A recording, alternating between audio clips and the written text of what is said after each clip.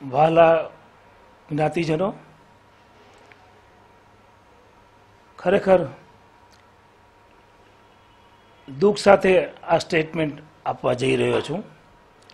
આ વખતે મને જરા પણ સ્ટેટમેન્ટ આપવાનું મારા વિચારમાં, મારા મગજમાં ન હતું. ગયા વખતની જે ચૂંટણી થઈ એ ચૂંટણીમાં જે એકબીજા ઉપર માછલા ધોવાણા અને જે અમે 70%થી જીત્યા, 70-75%થી, અને જે અમે પછી સાથે મળીને 75 અને 25% ભેગા થઈને કામ કર્યું, તેના પરિણામ સ્વરૂપે આજે કાર્ય આપ સૌ જ્ઞાતિજનો જોઈ રહ્યા છો.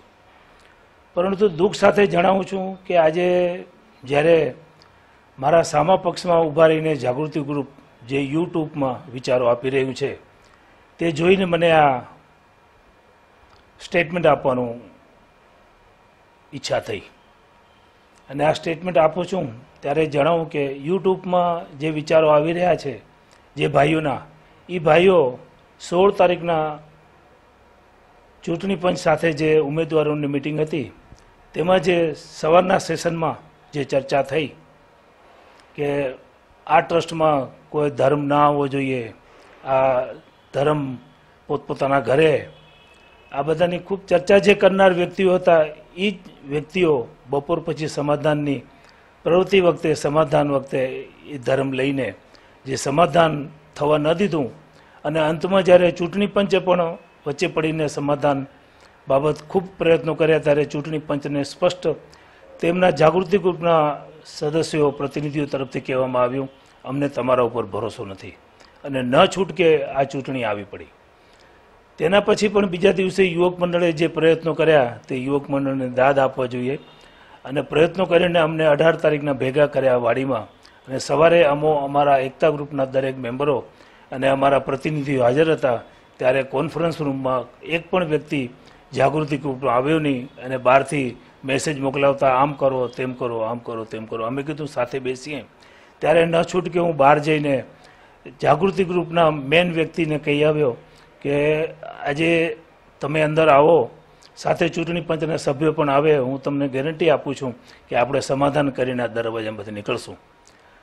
ત્યારે પણ તો પણ તે ભાઈ અંદર ના આવ્યા તેમના ગ્રુપને લઈને. મને ખૂબ દુઃખ થયું કારણ કે સમાધાનની પ્રક્રિયાનો પણ ક્યાંક અંત આવતો દેખાણો અને અમે ન છૂટકે અમારા 11,000 રૂપિયા ચૂંટણીના ભર્યા અને અમે ચૂંટણીમાં ઝંપલાવ્યું. ચૂંટણીમાં ઝંપલાવ્યા બાદ જે વિચારો આવી રહ્યા છે કે ડોંબલીવાડીમાં આમ થયું, પાટીદારવાડીના પાછળના રામનિવાસના પ્લોટમાં આ થયું, તે થયું. જે થયું તે એકતાના હિસાબે થયું છે. એકતા ગ્રુપ જો સક્રિય ન હોત, જે તે વર્ષના ટ્રસ્ટી મંડળ જો એકતામાં ન હોત તો એ પ્રગતિ થઈ ન હોત. ડોંબલીવાડી બની ત્યારે જે ટ્રસ્ટીઓ હતા તેને આપણે જોઈએ તો તે ટ્રસ્ટીઓએ જે યોગદાન આપ્યું છે અને પછી જે કામ કર્યું છે એ કામ થકી એને આગળ બધાએ સહકાર આપ્યો અને એકતા થકી જ આ ડોંબલીવાડીનું પરિણામ આવ્યું. હમણાંની ટીમમાં જે અમારી એકતા ગ્રુપનો સપોર્ટ હતો અને જે કામ થયું નૂતનીકરણ, એમાં હમણાં સર્વે ટ્રસ્ટીઓનો એકતા હોવાના હિસાબે અમે આ નૂતનીકરણ અને 50-50 વર્ષ જે યુવક મંડળ અને અમે અમારા ઉજવ્યા તે ભવ્યાથી ભવ્ય અમે ઉજવ્યા હતા.